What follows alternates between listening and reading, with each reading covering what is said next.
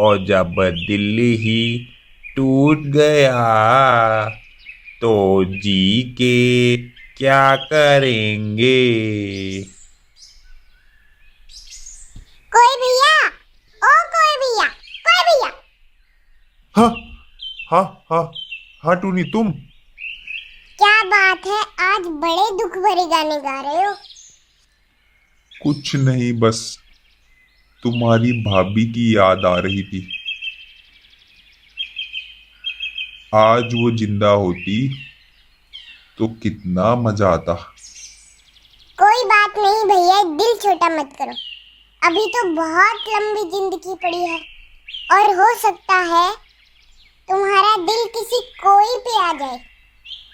अच्छा कोई भैया, कल मैं नानी के यहाँ जा रही हूँ, आप भी चलना। अरे मैं क्या करूंगा वहां, तुम ही मिला ना। नहीं भैया, आप भी चलना ना, मैं अकेले बोर हो जाऊंगी। अच्छा बाबा ठीक है, मैं जल्द चलूंगा। अब तो खुश।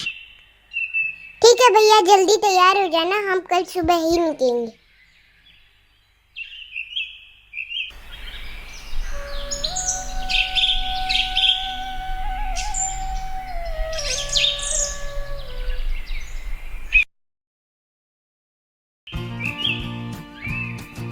भैया आ जाओ, हम लेट हो रहे हैं। बस बस आया 5 मिनट में। अब कौवा और चिड़िया दोनों चिड़िया की नानी के चल दिए और कुछ समय बाद वहां पहुंच गए। नानी माँ, धोख देती हूँ। क्या हाल है, सब ठीक तो है ना? आजा मेरे बच्चा, कैसा है? कितने दिन हो गए तुझे आए। आजा आजा बेटा, आजा। नानी माँ, ये मेरा दोस्त कौआ है, अकेले ही रहता है, बोर हो रहा था, इसीलिए मैंने सोचा इसको भी घुमा लाऊं। नमस्ते नानी जी। हाँ हाँ, नमस्ते। बेटा जरा इधर तो आना। अरे किससे दोस्ती कर ली, ये तो कौवा है, इसका कोई भरोसा नहीं, कब नुकसान पहुंचा दे। नहीं नानी माँ, ये मेरा बहुत अच्छा दोस्त है, हम तो कई दिन से साथ रह रहे हैं। मगर ओफो, आप भी ना नानी माँ, बेवजह शक करती हो। चलो कोई भैया, अंदर चलते हैं। अब कौवा और चिड़िया दोनों घर में चले गए और कई दिनों तक नानी माँ और चिड़िया ने खूब मजे किए। वहीं कौवा आराम करता और टीवी देखता। बेटा और तो सब ठीक है, मगर इस कौवे से दोस्ती ठीक नहीं। ये लोग किसी के सगे नहीं होते, मौका मिलते ही नुकसान कर देते हैं। नानी माँ, आप भी ना मेरे दोस्त कोई के पीछे पड़ी रहती हो, वो बहुत अच्छा है। इस तरह से नानी चिड़िया को रोजाना कौवे के बारे में कहती रहती, मगर चिड़िया को कौवे पर अटूट विश्वास था और कौवा भी कभी कभी नानी माँ की बात सुनकर दुखी हो जाता, मगर चिड़िया का विश्वास देखकर उसे काफी अच्छा लगता।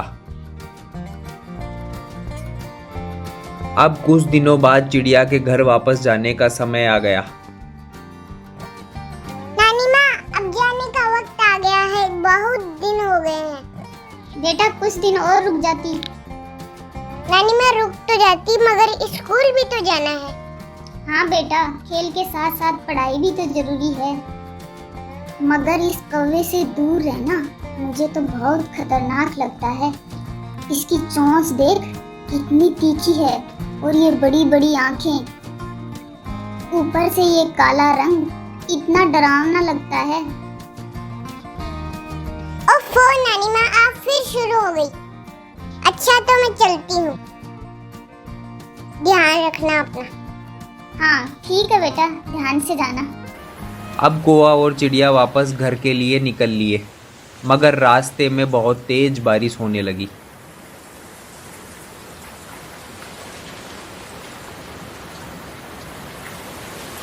और बारिश इतनी तेज थी कि उन्हें रास्ते में ही रुकना पड़ा। अब रात हो गई और ठंड भी बढ़ गई।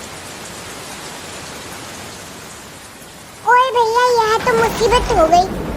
अब हम घर कैसे जाएंगे? बहुत रात हो गई है और अब तो ठंड भी बढ़ गई है।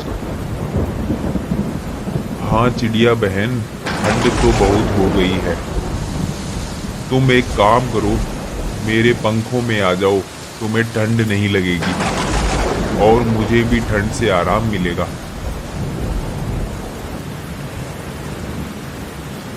अब चिड़िया कौवे के पंख में आ गई और कौवे ने उसे पंखों से ढक लिया और पंखों की गर्मी से चिड़िया को नींद आ गई।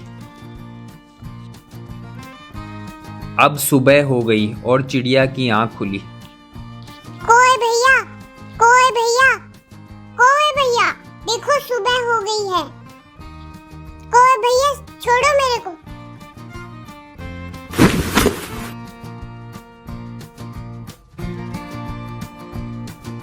चिड़िया जैसे ही कौवे के पंखों से बाहर निकलती है, कौवा धड़ाम से जमीन पर गिरता है। कौवा ठंड से मर चुका था और यह देख चिड़िया को बहुत दुख होता है कि उसकी जान बचाने के लिए कौवे ने अपने प्राण दे दिए। चिड़िया खूब रोई। बच्चों, कहानी से हमें शिक्षा मिलती है कि हमें दूसरों की बातों में आकर अपने सच्चे मित्र को नहीं छोड़ना चाहिए। जिस तरह से चिड़िया ने अपने नानी माँ की बात नहीं मानी और अपने कौवे दोस्त पर पूरा भरोसा किया,